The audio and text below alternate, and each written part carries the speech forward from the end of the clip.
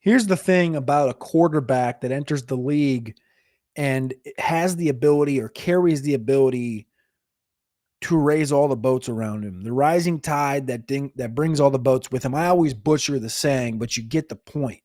You think back to Joe Burrow and bringing the Cincinnati Bengals to the playoff. You think back last year to Jaden Daniels lifting Terry McLaurin into wide receiver one land and taking the Washington Commanders to the NFC Championship. Cam Ward couldn't possibly carry the Tennessee Titans to the AFC playoffs, to the second round, bring the Titans back to relevancy. Couldn't possibly be Cam Ward that does that. They're special. They're special quarterbacks. There's difference makers at quarterback, and Tennessee's not used to that. They've had the overchange, the GM, the new coach, GM, new coach, GM, new coach, every year the last 6 years. Cam Ward enters. Will Levis gets injured. Malik Willis is gone. And all of a sudden, the wide receiver room looks way different in Tennessee.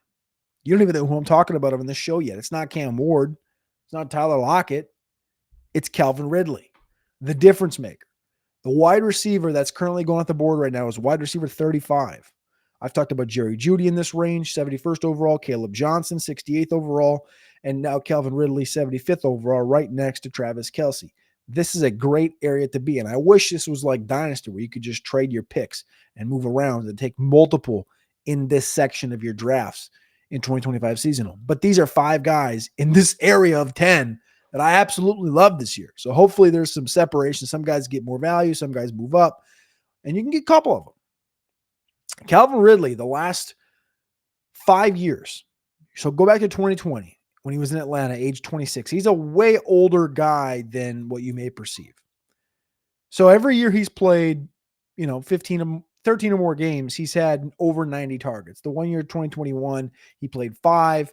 And then he missed 2020 with a violation for obviously gambling. Did not play in 2022. In 2020, he had 143 targets, 1,300 yards, and 9 touchdowns with the Falcons.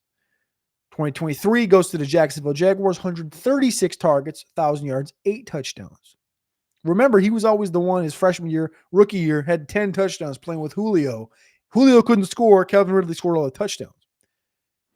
Third team in 4 years or 4 seasons, last year with the Tennessee Titans, with the turmoil at the quarterback position, 120 targets, 1,000 yards, 4 touchdowns in his age 30 season. I usually am not the one to jump out on the train tracks for a 31-year-old receiver.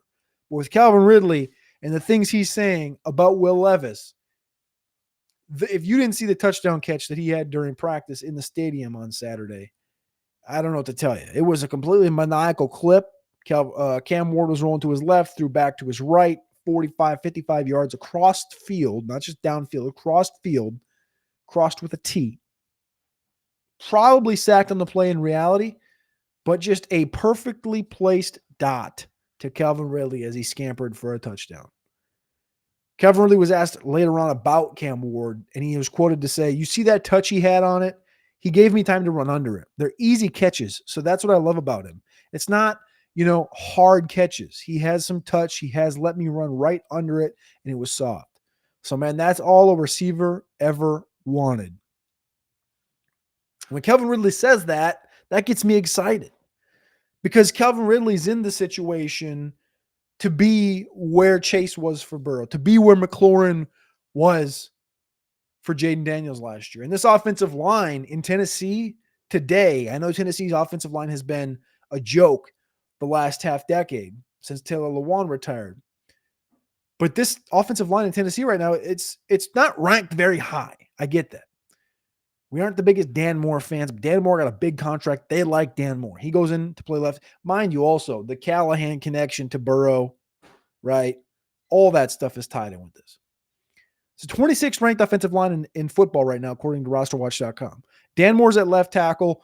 Peter Skoronski at left guard. We got Cushenberry at center. Kevin Zeitler is in at right guard. And then we got J.C. Latham over at his natural position at right tackle. I feel really good about that starting 5.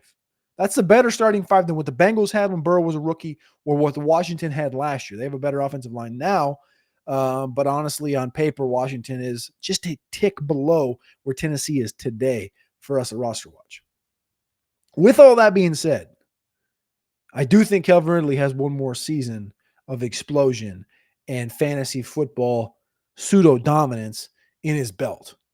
I think you take it back and you literally just look at those 3 seasons, Atlanta, Jacksonville, and Tennessee, all the way back in Atlanta when he was wide receiver 4 overall on a fantasy points per game basis with over 2,000 air yards. 2023, he had almost 1,800 air yards. Last year, he had almost 1,900 air yards. Think about those just all connecting on a little, not all of them. If you think about it, just getting back to that Falcon days, the quarterbacks he's dealt with the last 2 years was an inaccurate Trevor Lawrence and mostly inaccurate Will Levis, both willing to just rip the football, but neither had the touch that Matt Ryan had. Cam Ward can be that guy. Calvin Ridley is head and shoulders above everybody else in that roster from a receiving perspective, maybe other than Tyler Lockett, and Lockett's too aged out to really have an impact on this. I'm drafting Calvin Ridley with confidence this year. He and Jerry Jeudy, 2 guys that I generally do not even get close to touching in fantasy football drafts. I'll be drafting them in 2025 because of one thing and one thing only: targets. Go to RosterWatch.com, get yourself the Ultimate Draft cheat sheet, and win your fantasy drafts today and tomorrow and the rest of August. We appreciate you. We love you for tapping in, tuning in every single day to RosterWatch.com. I'm Cody Carpentier, and I'll see you tomorrow. This is Anthony Richardson. You're listening to Roster Watch. This is AJ Brown, and you're listening to Roster Watch. This is Josh Allen, and you're listening to Roster Watch.